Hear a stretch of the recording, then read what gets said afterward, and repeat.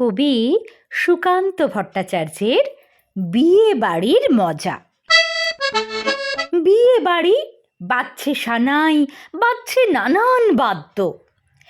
একটি ধারে তৈরি হচ্ছে নানা রকম খাদ্য।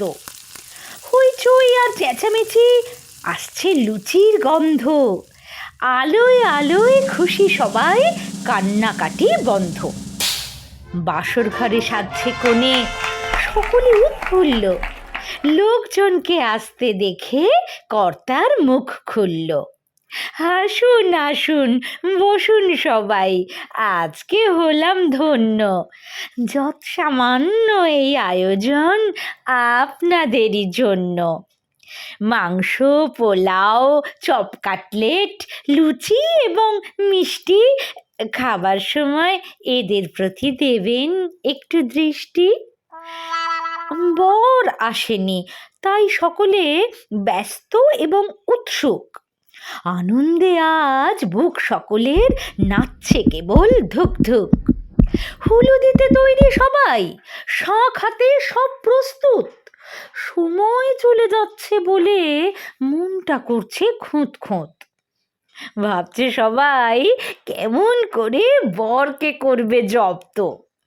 হঠাৎ পাওয়া গেল পথের মোড়ে গাড়ির শব্দ।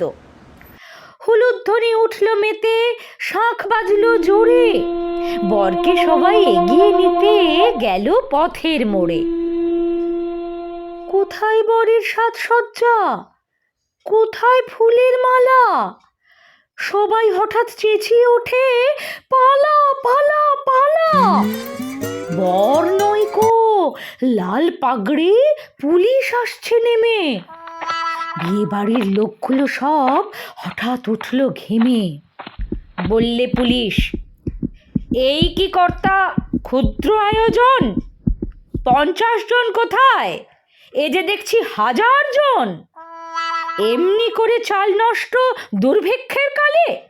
থানায় চলো, কাজ কি এখন এইখানে গোলমালে? কর্তা হলেন কাঁদো কাঁদো, চোখেতে জল আসে। গেটের পাশে জড়ো হওয়া কাঙালিরা হাসে। কবি সুকান্ত ভট্টাচার্যের ভালো খাবার। ধনপতি পাল, তিনি জমিদার মস্ত। সূর্য রাজ্যে তাঁর যায় না কো অস্ত। তার উপর ফুলে উঠে কারখানা ব্যাংকে, আয়তনে হারালেন মোটা কোলা ব্যাংকে। সবার হুজুর তিনি, সকলের কর্তা। 1000 সেলাম পান দিনে গড় পর্তা। সদাই পাহারা দেয় বাইরে সেপাই তাঁর।